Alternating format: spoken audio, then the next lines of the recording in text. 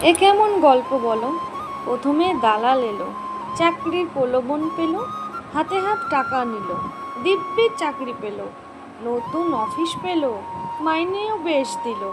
প্রথমে বেশ ভালোই ছিল, কালো টাকা যখন সাদা হয়ে সবটা হজম হলো, হঠাৎ খবর এলো এবার চাকরি তোলো।